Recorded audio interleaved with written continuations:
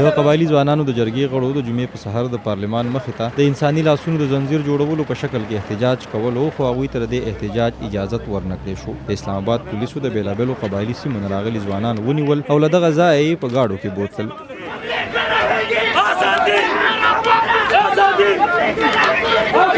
وروسته دغه ځوانان د اسلام آباد پریس کلب مخې ته په لویه شمېره کې راغونډ شو او خپل احتجاج یې هلته روان وساتو. د پریس کلب مخې ته د قبایلي ځوانانو د جرګې پیغلې غړې هم راغلې وې. نایل الطاف توري چې د یادې جرګې غړې ده وویل چې په قبایلي اصلاحاتو ډېرې خبرې کېږي خو عملي کار نه کېږي.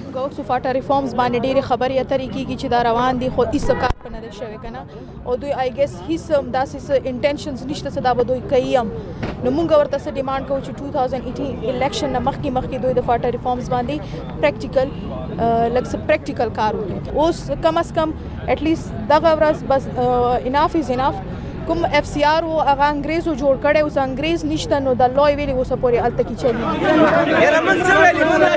د قبایلي ځوانانو د جرګې غړي نظام الدین سالارزي وویل چې دوی د پارلمان مخې ته پرم نه احتجاج کوو او د پارلمان غړو ته خپل اواز د انساني لاسونو د زنځیر له لارې رسوو، خو پولیسو د دوی ملګري ونیول او ځینو بیا د پولیسو د ولقې نه ځان خلاص کو.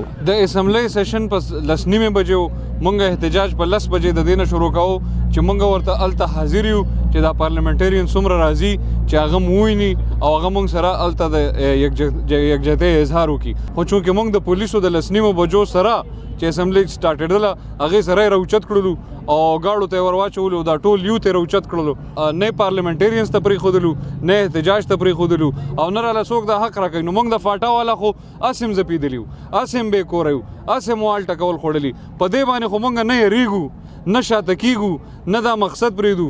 دا خو هېڅ خبره نه ده که زموږ د ټولو سرونه هم پکې ځي موږ دې کاز ته تیار یو.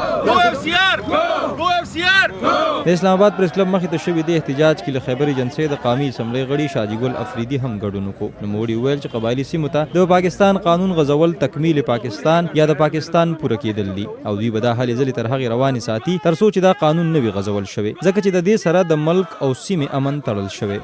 دا تحریک نه پرېږدو چې تر څو پورې موږ د تکمیل پاکستان نه وي کړی، په ټول ملک کې یو قانون نه وي راوستلی او دا علاقه غیر سټیټس هم نه وي ختم کړی.